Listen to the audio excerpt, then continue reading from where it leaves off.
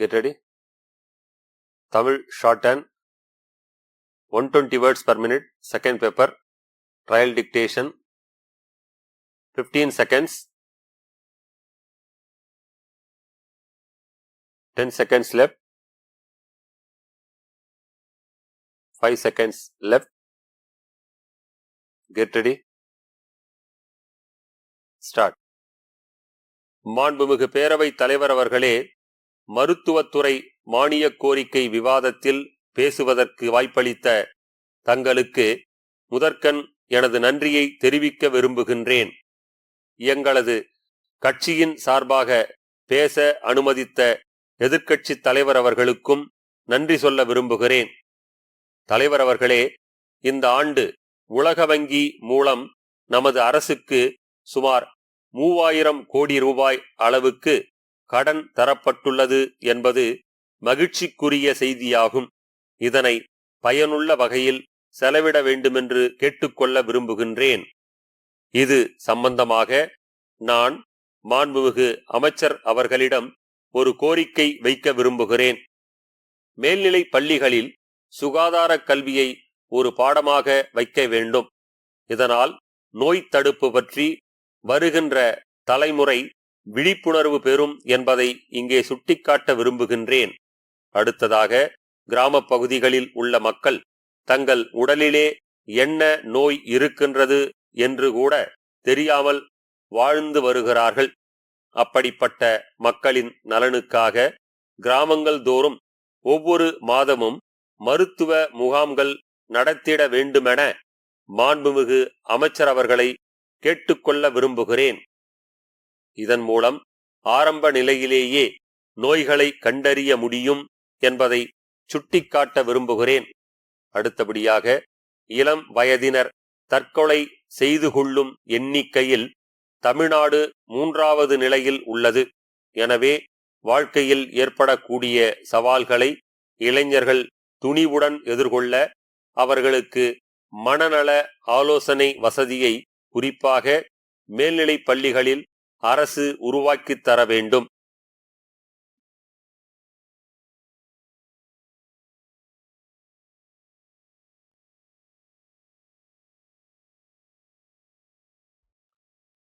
Get ready.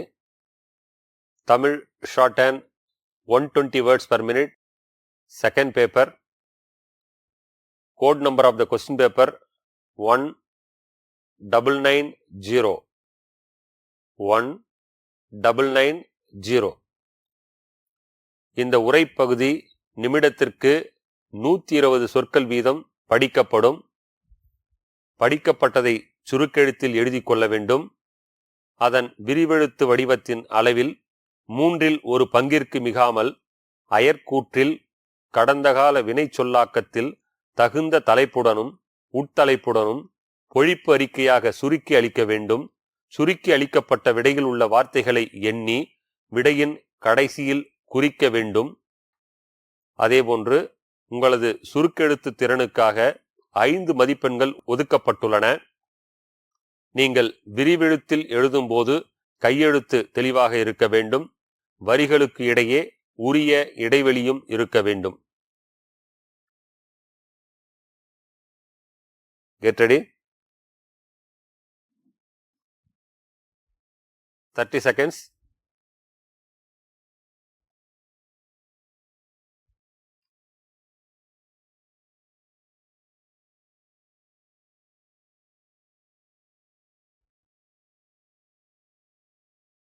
Fifteen seconds.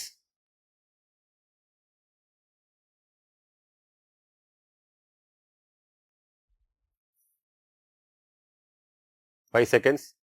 Ready? Start. சட்டமன்ற பேரவையில் வரவு செலவு திட்ட பொது விவாதத்தில் உறுப்பினர் பேசியதாவது: மாண்புமிகு பேரவை தலைவர் அவர்களே, இந்த விவாதத்தில் பேச எனக்கு இந்த வாய்ப்பை வழங்கிய தங்களுக்கு எனது மனமார்ந்த நன்றியை முதலில் தெரிவித்துக் கொள்ள விரும்புகிறேன். எனது உரையின் துவக்கத்தில் ஒன்றை மறக்காமல் குறிப்பிட ஆசைப்படுகிறேன். அரசுக்கு பல்வேறு நிதிச் சுமைகள் இருந்தாலும் இந்த ஆண்டுக்கான நிதிநிலை அறிக்கையில் புதியதாக எந்தவிதமான வரிகளையும் விதிக்கவில்லை. அது மட்டுமல்லாமல் சுமார் 10,000 கோடி ரூபாய் அளவுக்கு கூடுதலாக திட்டப் பணிகளை இந்த ஆண்டு அரசு அறிவித்துள்ளது. இதற்காக மாண்புமிகு உறுப்பினர்களின் சார்பில் முதற்கண் நன்றி கூற விரும்புகின்றேன். எனது தொகுதி மண்பாண்ட தொழிலுக்கு மிகவும் பெயர் பெற்ற பகுதி என்பதை இந்த நேரத்தில் நினைவுபடுத்த விரும்புகிறேன். மண்பாண்ட கலை பொருட்களுக்கு வடநாட்டிலும் வெளிநாடுகளிலும் நல்ல வரவேற்பு உள்ளது. எனவே மண்பாண்ட பொருள்களுக்கு அரசு முழு வரி விலக்கு அளிக்க வேண்டும் என்று முதற்கண் கேட்டுக்கொள்ள விரும்புகிறேன். இன்னொரு கோரிக்கையையும் இந்த நேரத்தில் நான் அரசின் கவனத்திற்கு கொண்டு வர விரும்புகிறேன். ஏரி குளங்களில் இருந்து இத்தொழிலாளர்கள் வண்டல் மண் எடுப்பதை அதிகாரிகள் தடுக்காமல் இருக்க அரசு உரிய ஆணைகளை வழங்க வேண்டும் என்று கேட்டுக்கொள்ள ஆசைப்படுகிறேன். அடுத்ததாக மாற்றுத்திறனாளிகளுக்கு மானிய விலையில் இருசக்கர வாகனம் வழங்கியதற்காக நான் இந்த அரசை பாராட்ட கடமைப்பட்டுள்ளேன். அதே நேரத்தில் பெட்ரோலின் விலை அதிகமாக இருப்பதால் அவர்கள் வாகனங்களை பயன்படுத்த மிகுந்த சிரமப்படுகிறார்கள். எனவே மத்திய அரசுடன் கலந்து பேசி மாற்றுத்திறனாளிகளுக்கு மானிய விலையில் வாகன எரிபொருள் வழங்க ஆவண செய்ய வேண்டுமென கேட்டுக்கொள்ள விரும்புகிறேன். அடுத்தபடியாக மக்கள் நல்வாழ்வுத்துறை குறித்து ஒன்றை குறிப்பிட விரும்புகின்றேன். மாண்புமிகு முதலமைச்சர் அவர்களது மருத்துவ காப்பீட்டு திட்டத்தின் கீழ் வழங்கப்படும் மருத்துவ சிகிச்சை வரம்பை உயர்த்தி ரூபாய் 5 லட்சம் வரை இலவச சிகிச்சை அளிக்க ஆவண செய்ய வேண்டும். மருத்துவ செலவுகள் அதிகரித்துள்ள நிலையில் இது மக்களுக்கு மிக்க பயன் அளிக்கும். எனவே இதற்கான ஆணைகளை உடனடியாக வழங்குமாறு அரசை வேண்டி விரும்பி கேட்டுக்கொள்கிறேன். இந்த நேரத்தில் மற்றொரு முக்கியமான கருத்தையும் இந்த மன்றத்தின் கவனத்திற்கு கொண்டு வர ஆசைப்படுகிறேன். எனது தொகுதியில் கடந்த ஆண்டு கொரோனா தொற்றின் போது உயிரிழந்த ஒரு சிலரது குடும்பத்தினருக்கு ஓராண்டு ஆகியும் அரசின் நிதி உதவி கிடைக்காமல் உள்ளது. அவர்களது பட்டியலை நான் மாண்புமிகு அமைச்சர் அவர்களிடம் அளித்துள்ளேன். இதுபோல் உள்ள அனைவருக்கும் விரைவில் நிதி கிடைக்க ஆவண செய்ய வேண்டும் என்று கேட்டுக்கொள்ள விரும்புகிறேன். ஒரு மாநிலம் பல துறைகளில் முன்னேறி இருந்தாலும் அங்கு சட்டம் ஒழுங்கு சீராக இருந்தால்தான் வளர்ச்சி ஏற்படும்.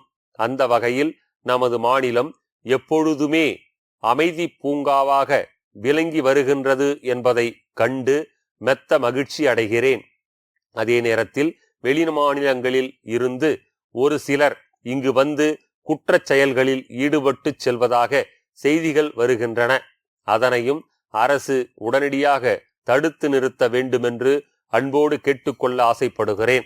காவல்துறை தொடர்பாக மற்றொரு கருத்தையும் மாமன்றத்தின் மேலான கவனத்திற்கு கொண்டு வர ஆசைப்படுகிறேன். சமீபத்தில் காவலர்களின் பணியை எளிமையாக்க அவர்களோடு இணைந்து செயல்பட சிறப்பு இளைஞர் படையை உருவாக்க இருப்பதாக அரசு அறிவித்துள்ளது. இதன் மூலம் வேலைவாய்ப்பு அதிகரிப்பதோடு சமூக அமைதி மேம்படும் என்று சுட்டிக்காட்ட விரும்புகிறேன். அத்தகைய சிறப்பு படையில் கிராமப்புற இளைஞர்களுக்கு முன்னுரிமை வழங்க வேண்டுமென்று கேட்டுக்கொள்கிறேன்.